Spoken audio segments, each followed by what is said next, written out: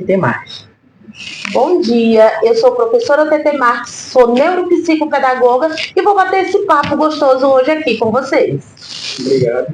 Vamos para o nosso, primeiramente, que é transtorno e aprendizagem.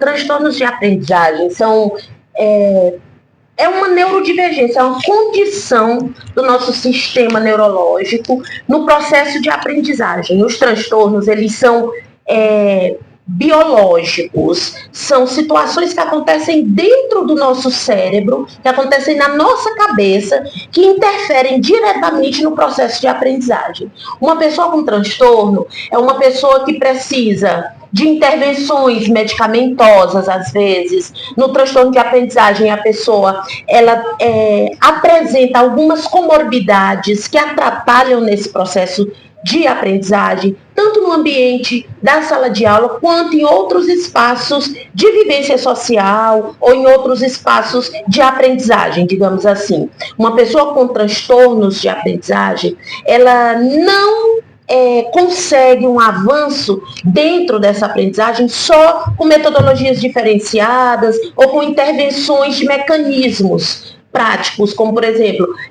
inserção de livros ou de jogos no seu processo de aprendizagem. Ela precisa realmente de uma equipe multiprofissional para que ela desenvolva em vários âmbitos, né? Ela tem o que a gente chama de uma pessoa neurodivergente.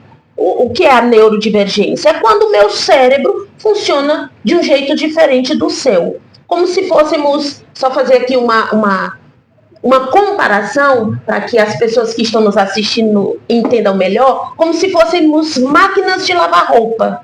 E eu sou uma máquina de lavar, e eu funciono lavando de novo, enxaguando de novo, e centrifugando 2 vezes também, para que a roupa saia quase seca. E você, como uma máquina de lavar, funciona só lavando e centrifugando, você não enxágua.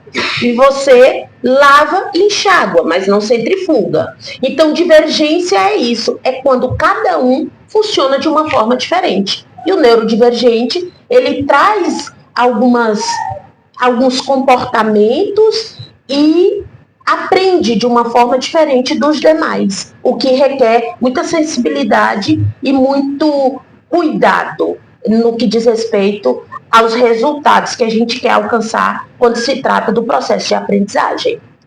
Mas aí, quando você vai fazer suas consultas, você se depara com muitas situações assim? Sim, eu tenho muitos pacientes neurodivergentes e hoje nós temos aí o transtorno do déficit de atenção e hiperatividade, que nós vamos falar daqui a pouco, acredito, né? O TDAH também. Isso, que é o TDAH, nós vamos falar sobre isso. Eu tenho muitos pacientes que são TDAH e que cada um tem um comportamento diferente diante de cada situação, né? Eu não faço uma abordagem, eu não tenho um protocolo engessado para cada paciente.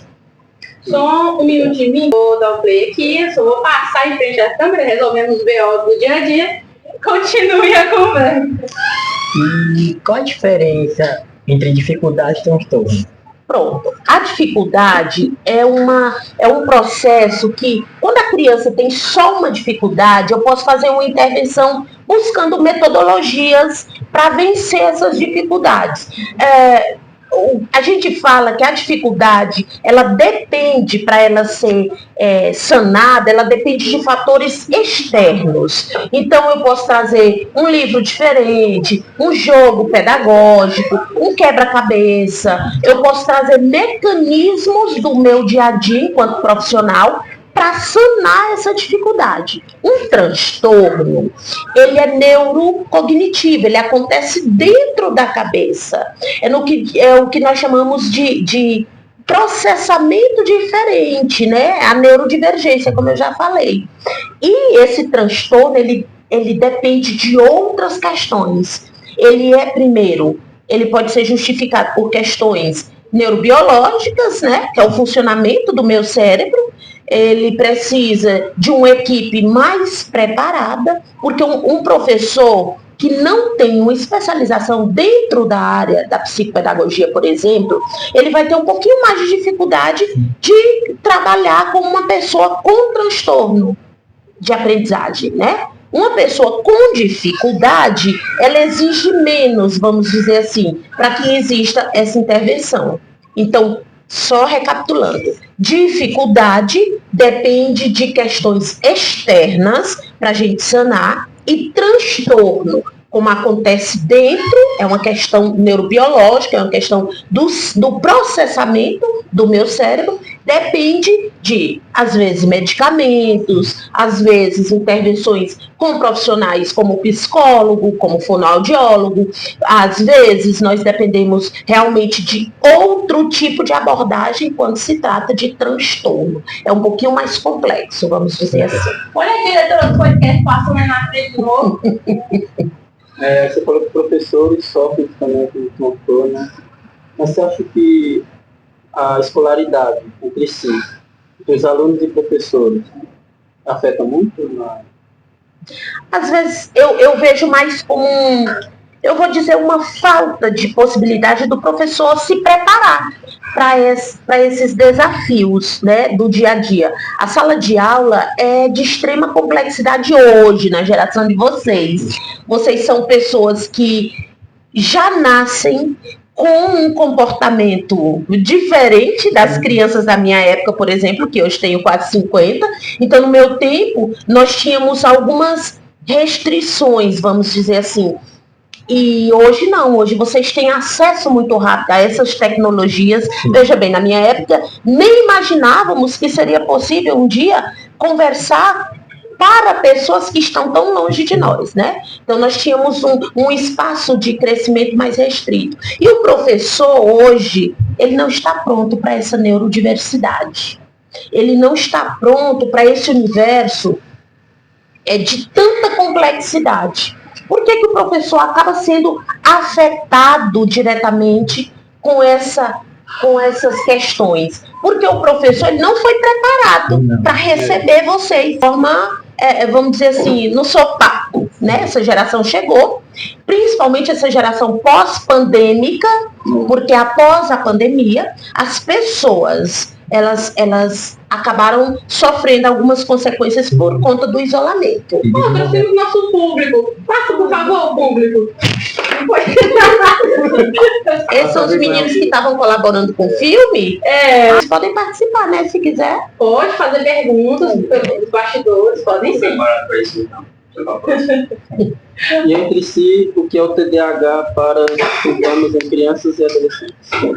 Bom, o TDAH é o transtorno do déficit de atenção e hiperatividade. É uma criança que ela tem um comprometimento, a princípio, comportamental, né? Tem uma dificuldade de se organizar na sala de aula. Eu sou uma pessoa TDAH. Eu tenho diagnóstico de TDAH. Né? Uma pessoa que tem algumas comorbidades que o TDAH me trouxe, como, por exemplo, procrastinação, a dificuldade a minha rotina hoje, como pessoa maturada, né, uma pessoa que tem uma percepção melhor e profissional da área, eu consigo organizar minha rotina. Então, para vir para cá hoje, às 9 da manhã, como eu tenho um ritual, porque a minha rotina é muito organizada, eu preciso dessa organização para que eu me mantenha regulada emocionalmente, né? Uma pessoa TDAH, ela precisa disso. Precisa ter uma rotina organizada. E por que nós temos a dificuldade dentro da sala de aula? Porque uma criança, quando ela chega com esse perfil de uma criança TDAH, na maioria das vezes, ela não é compreendida.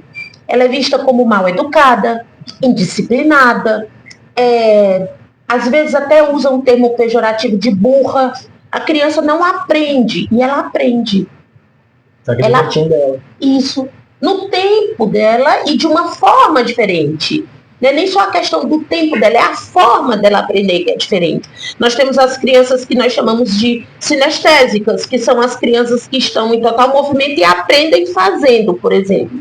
A escola não tem esse espaço, o professor não recebeu um treinamento, a estrutura para lidar com essa criança que tem TDAH. Porque quando eu falo em déficit, o que é um déficit? déficit econômico. É quando a economia está sofrendo, está caindo, né? Está sofrendo um declínio. E quando eu falo de déficit de atenção, é a falta de atenção. E além disso, ele ainda tem a hiperatividade, que é a necessidade de se manter em movimento, para que o cérebro se regule. Então, às vezes, ele traz estereotipias, que eu uso muito termos técnicos, e eu gosto de explicar esses termos para que vocês e as pessoas que estão nos assistindo, né, consigam compreender o que são estereotipias, por exemplo. Estereotipias são movimentos repetitivos que as pessoas com déficit de atenção e hiperatividade, pessoas dentro do espectro autista, pessoas com outros transtornos têm. Dentro do TDAH, por exemplo, alguns apresentam a estereotipia de balançar as mãos, de pular quando estão em estado de euforia. Ou balançar as pernas. Dentro do TDAH, a criança pode ter algumas comorbidades, como a ansiedade, por exemplo. Né? Nós temos aí muitos casos de criança que acabam tendo um comprometimento em outras áreas sociais, não somente no ambiente escolar, por conta da falta de melhor manejo, vamos dizer assim, dentro da conduta com essas pessoas que são neurodivergentes. Assim, aí uma pergunta aqui por fora, espero que o microfone pegue a pergunta. E para os professores que assistem os meninos, como é que eles diferenciam uma criança ali que tem TDAH e aquela que só é um pouco inquieta, que não aprendeu ainda a, digamos assim, a se comportar naquele ambiente com regras e tudo mais? Porque eu acho que o professor fica meio assim, de achar que o menino é só inquieto e às vezes ele tem TDAH, ou as pessoas pegaram como moda de dizer, sem diagnóstico, dizer que tem, que é para poder se beneficiar de algumas coisas. Como é que o professor olha assim naquela sala de aula com 30 alunos e consegue identificar essa diferençazinha sutil do que é só uma falta de comportamento e do que é um transtorno? Pronto. A principal observação que o professor tem que fazer é até que ponto existe um controle naquela reação diante de algumas situações. Porque as estereotipias, por exemplo, elas são involuntárias. Então, uma pessoa TDAH, ela tem uma necessidade do escape, por exemplo. Ele desregula emocionalmente. E essa desregulação emocional é quando você percebe que a pessoa não consegue. Ela tenta, mas ela não consegue. Ela se esforça, mas ela não consegue. Então, o professor tem que ter, primeiro, conhecimento técnico, né? Procurar um tempinho para ler as características, né, dentro desse comportamento e diferenciar um TDAH de uma pessoa indisciplinada. Claro que, para mim, enquanto profissional, é mais fácil, né? Afinal, são 17 anos que eu trabalho com os neurodivergentes. Mas, para um professor que não tem esse preparo técnico que eu tenho, que não tem um protocolo para executar ali de testes ou de observações mais criteriosas, dentro dessa sala, que é uma sala enorme e que é uma sala cheia de comportamentos que são diferentes um do outro, eu só preciso observar o controle. Essa pessoa, ela tenta, de fato? Ou essa pessoa é uma pessoa que realmente chega para bagunçar, né? Uma pessoa que está ali, você passa uma atividade, um exemplo básico, um caça-palavras, um quebra-cabeça. A pessoa não faz. E ela não consegue ter o foco, porque quando ela vai tentar fazer, que cai uma caneta lá a quase 2, 3 metros dela, ela vira. E é involuntário, porque a visão periférica dele alcança os extremos, né? E todos os estímulos externos atrapalham naquele processo. Ih, eu acho que meus alunos podiam ter TDAH. Hoje nós temos a problemática da moda, né? As pessoas dizem assim, porque fulano é TDAH. Mas existem algumas características bem peculiares do TDAH. Uma das comorbidades, por exemplo, é a dificuldade de organizar o material escolar. Um esquecimento recorrente. A pessoa não consegue ele tem que fazer ali. Existe um imediatismo. A necessidade de fazer logo enquanto está lembrando, porque depois ele esquece.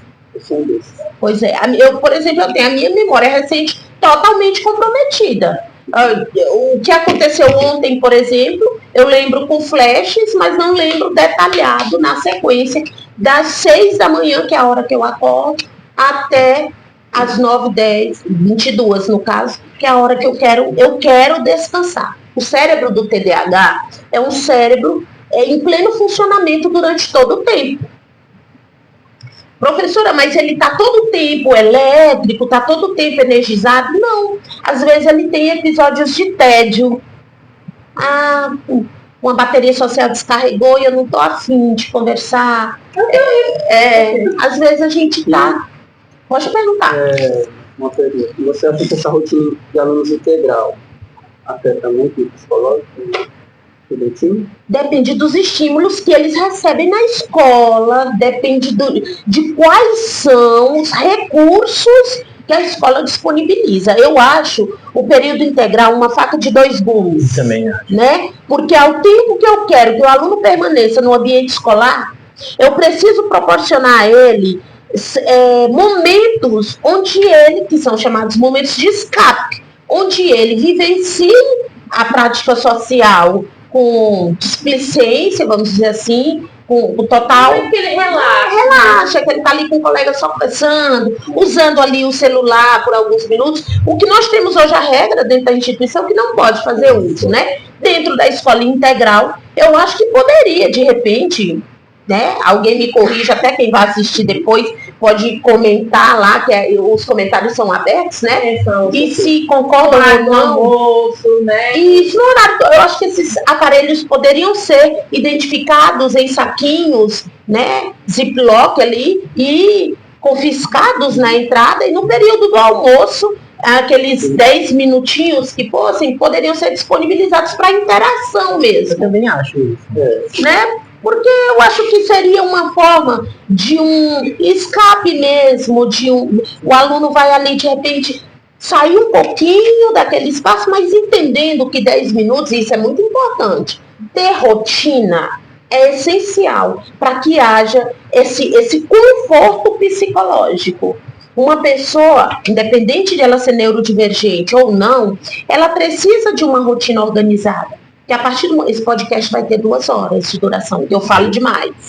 A partir do momento que você tem uma rotina organizada, você consegue esperar pelo momento em que você vai descansar. Então você cumpre a tua obrigação aqui, porque você terá os 10 minutos na hora do almoço para você fazer aquilo que você mais gosta. Porque, por via de regra, você deveria gostar muito da escola, né? Que a gente passa boa parte da sua vida aqui, né? E é fundamental que gostem, porque esse é o caminho, é o único caminho para ter sucesso. Não existe outro. Em quanto à dislexia. Pronto. Existem transtornos de aprendizagem, né? E aí, dislexia, descalculia, dislalia, são transtornos comuns dentro no mundo da aprendizagem. A dislexia é a falta do armazenamento. A criança ela tem uma dificuldade para processar e aprender e armazenar aquela informação. Então, vou dar um exemplo prático. Nós vamos fazer uma leitura da historinha da menina Chapeuzinho Vermelho. Nessa historinha, nós iremos ler juntos, eu, professora, vocês, alunos, e dali 5 minutos eu vou fazer algumas perguntas sem o acesso ao livro. Um aluno com dislexia muito dificilmente vai lembrar de detalhes daquela história. Que você se identificou? Mas isso é com alguns agravantes. Então, às vezes, ele enxerga as letras de uma forma desorganizada, ele vai produzir um texto, ele não consegue organizar suas ideias de uma forma satisfatória. Na hora do ditado, a criança troca a posição das letras, ele entende, eu falo galinheiro, mas ele não escreve galinheiro, ele escreve de forma desordenada. E aí a gente começa a investigar. se, dependendo do nível, porque tudo é uma questão de análise, tudo é uma questão de testes, de constatação. Por isso que lá no meu atendimento no consultório, dentro da neuropsicopedagogia, que hoje é o meu nicho de atuação mais efervescente, eu vou observar vários fatores. Tanto as questões neurológicas, psicológicas e cognitivas, que são as pedagógicas, que é um processo de aprendizagem, desenvolvimento de aprendizagem. Então, se eu suspeito de uma dislexia, eu vou criar mecanismos para que essa criança me traga informações se ela é disléxica ou não. Pode falar. E aparecem muitas ideias para esse tipo de caso? Para trabalhar? Para mim? Não, a dislexia é recorrente, muito recorrente. Porque a criança, ela apresenta os primeiros sinais dentro da sala de aula. A professora traz as vogais, por exemplo. E a professora mostra o A, E, I, O, U. A criança não consegue, ela olha para o a professora diz sobe, desce, corta. Ela olha, ela diz na hora, e no dia seguinte, quando a professora vai estudar a letra E e vai recapitular a letra do dia anterior, ela não vai saber.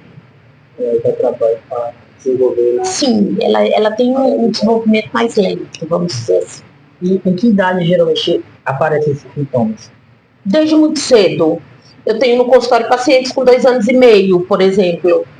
Né? O mais jovem que eu recebi foi com essa idade. Porque 2 anos e meio ele está no início da inserção na vida escolar. E ele já apresentando dificuldades, por exemplo, de identificar cores primárias. Uma criança bem pequena, ela consegue dizer que é o azul, o branco, o azul, o vermelho, o amarelo, o verde. E quando a criança, desde muito cedo, já apresenta esse sinal, essa dificuldade na coordenação motora, na identificação, por exemplo, de formas, né? O que é um círculo? Ele não vai chamar de círculo, porque ele está desenvolvendo a linguagem ainda, mas ele pode chamar de bola. Isso precisa ser validado, inclusive, porque uma criança com 2 anos e meio, 3 anos, ele não está ainda com o cérebro maturado, então ele está no processo de evolução. E o que vai ser levado em consideração é o que uma criança com 3 anos faria e essa não faz. Professora, tem um nivelamento, tem um padrão?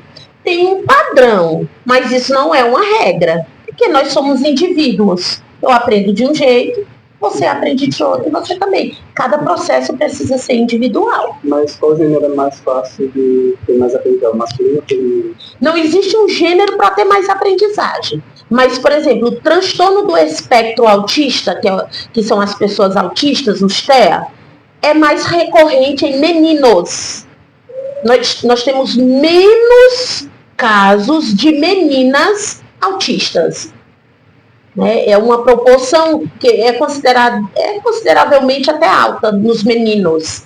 Eu tenho no consultório, inclusive, um público maior de meninos que apresentam mais TDAH e autismo. Isso não quer dizer, professora, mas as meninas, tipo, de cada 10, só 2 meninas? Não necessariamente nesse sentido. Os meninos, eles são mais...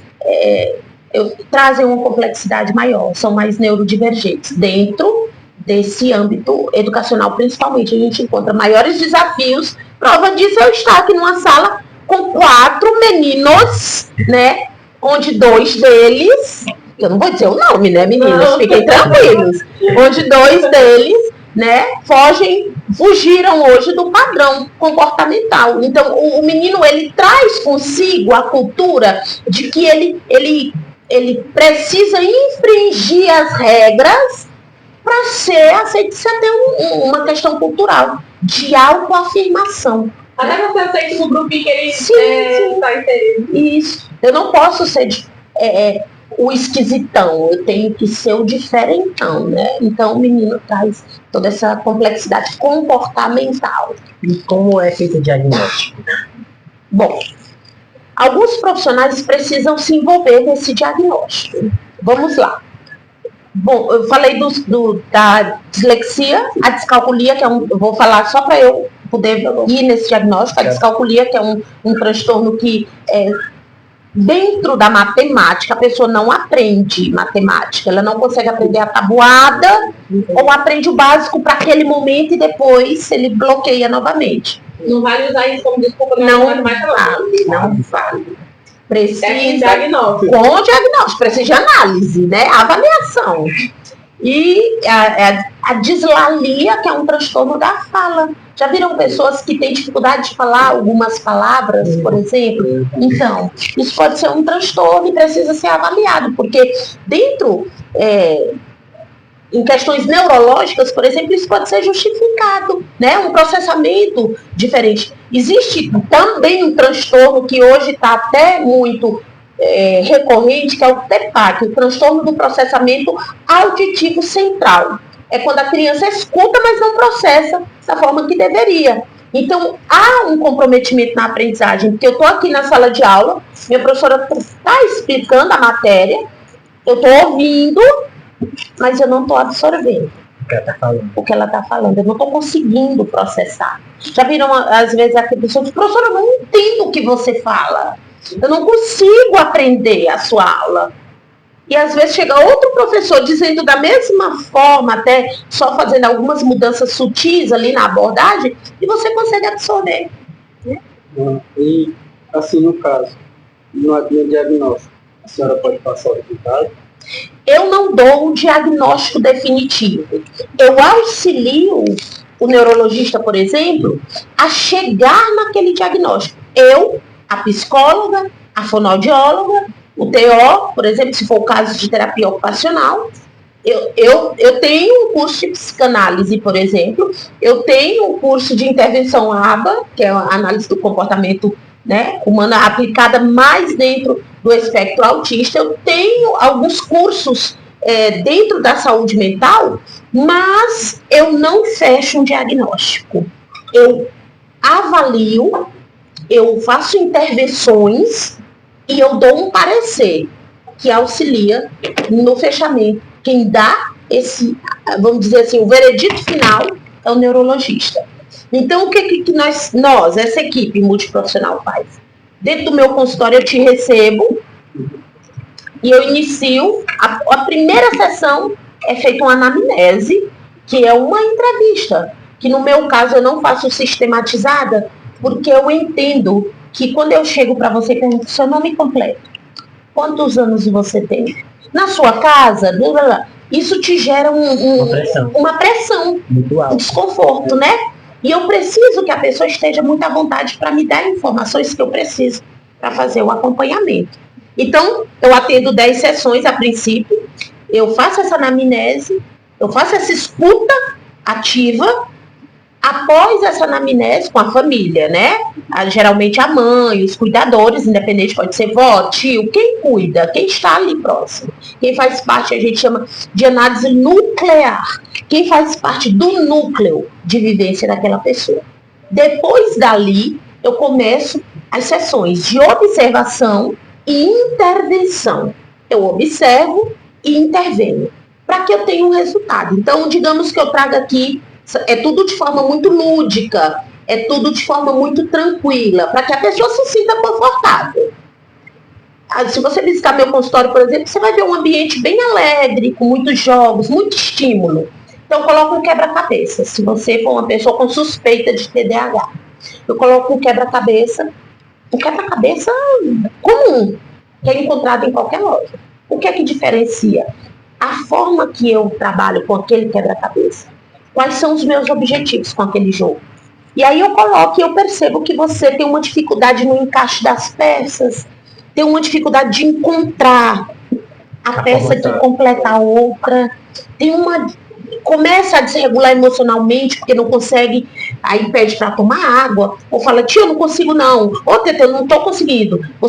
Porque o desconforto gerado num transtorno, o desconforto que ele gera no corpo, é algo assim impressionante. É dor de barriga às vezes, é frio na barriga, aquelas borboletas no estômago, é diarreia. Tem pessoas que defecam e quando vem, já aconteceu, né? Por conta de todo a gente chama de desregulação emocional. Isso chega a ser físico também.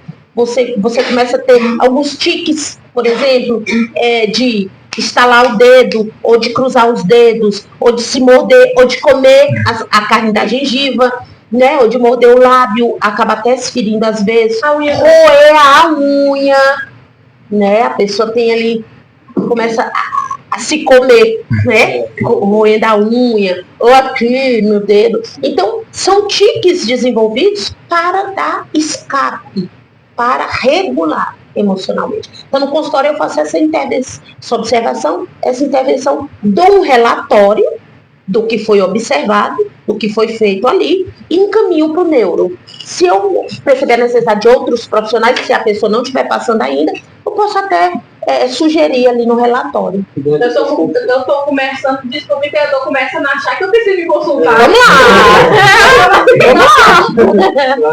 É importante.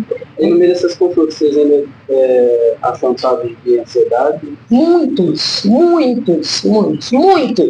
Eu posso dizer quase que 90% dos meus pacientes trazem um quadro ansioso.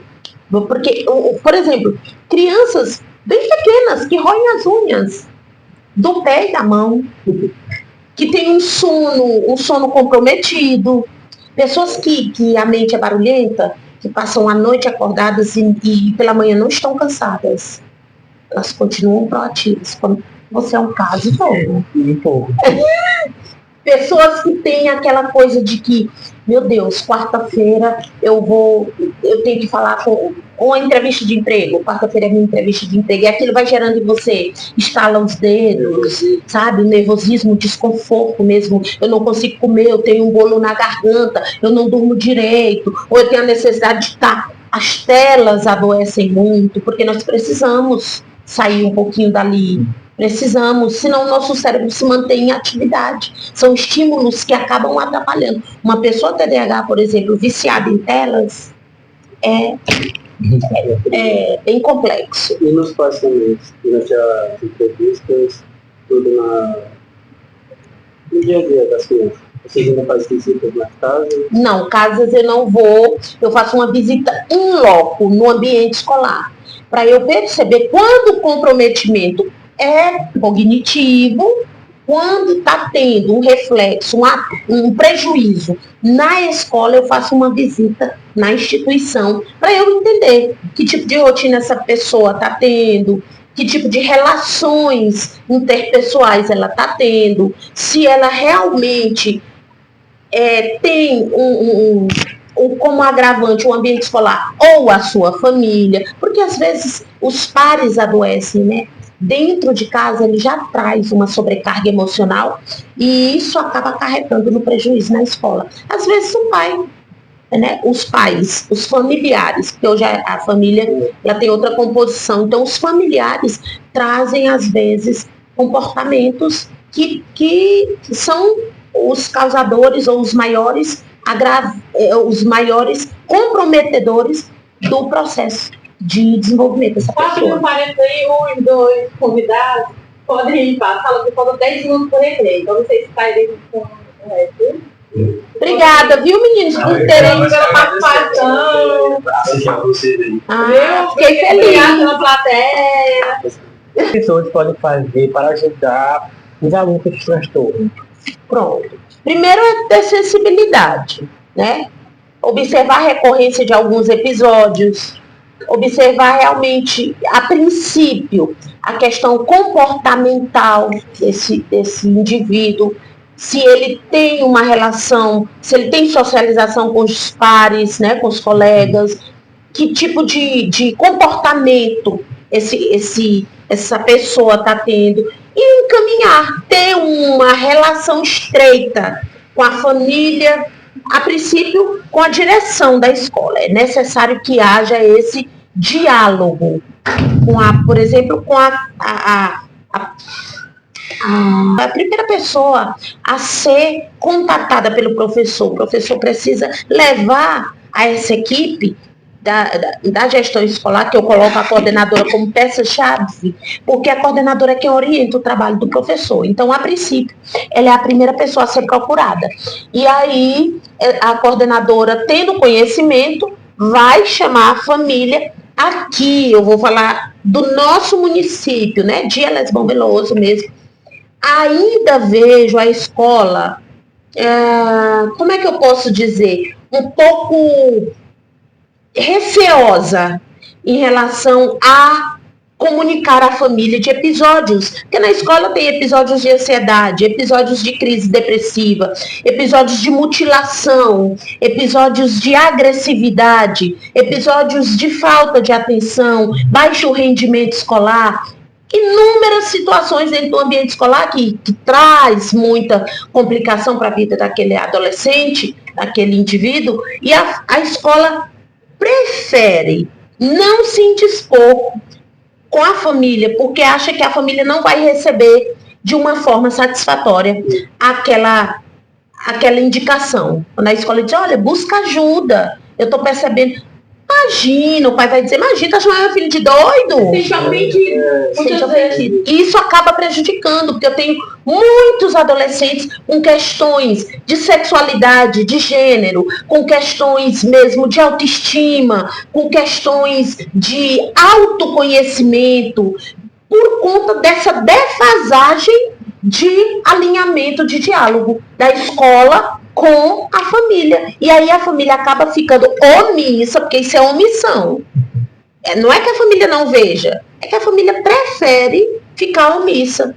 E aí esse indivíduo, esse adolescente, essa criança, quem vai ensinar? É a vida. E a vida não ensina da melhor forma. Nós não estamos prontos para esses desafios. Por isso, o grande aumento de casos de suicídio. Que mensagem você deixaria para os pais e educadores que estão convivendo com crianças com TDAH? Eu acho que o principal é ter sensibilidade, observar as mudanças no comportamento, principalmente, observar os episódios de tédio, os episódios depressivos que não estão atrelados à tristeza, tá? É a questão mesmo do desânimo, a falta de vontade, de que tudo é muito chato, de que, eu sou feio, eu não quero ir, eu não sou feliz, se eu pudesse eu sumiria, são termos assim, né, que nos preocupam. Então, tem sensações que é da adolescência, né? Sim. Mas quando ela recorrente, sai da normalidade, começa a ser exagerada, aí é porque você tem que investigar, tem outra coisa por trás. Então, a mensagem que eu deixo é: pais, observem os seus filhos. Observem, é basicamente isso. E a escola que busque cada vez mais, os profissionais da educação busquem cada vez mais se apropriar dessa neurodiversidade, estudando, buscando vivências, para que vocês possam aí despertar empatia, sensibilidade, principalmente força de vontade para intervir e ajudar. Agora, finalizando nosso podcast, queremos agradecer a sua presença aqui. Foi um imenso prazer ter a senhora aqui com nós. Eu aprendi. Que bom! Eu passei pelo episódio de consulta. Foi muito bom conversar com a senhora e agradeço a sua presença aqui. Esperamos você aqui mais alguma vez. Virei. Para o público de casa, vão lá curtir, comentar, compartilhar. E seguir nós no Instagram, no TikTok. E agora eu dou a palavra para a senhora. Muito obrigada. Eu quero agradecer o convite e eu fico imensamente orgulhosa por ver que jovens fazem um trabalho que é abrangente, de informação, um conteúdo que realmente tem a acrescentar na vida das pessoas. E como colaboradora, eu fico mais orgulhosa ainda, né, em ter tido meu nome citado para ser chamada. Eu quero convidar você que está aí em casa, vou reforçar, ativa o sininho, curte, compartilha, segue nas redes sociais, porque esse tipo de conteúdo é válido, é um conteúdo que realmente tem tudo para dar muito certo.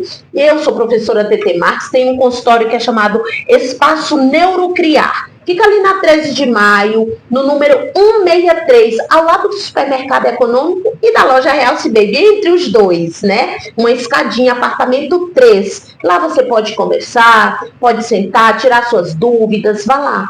Não se preocupe, é um atendimento ético, sigiloso e que dá resultado. Um beijo, muito obrigada. Meninos, muito obrigada, foi maravilhoso. Eu que agradeço. Tchau, tchau. Tchau.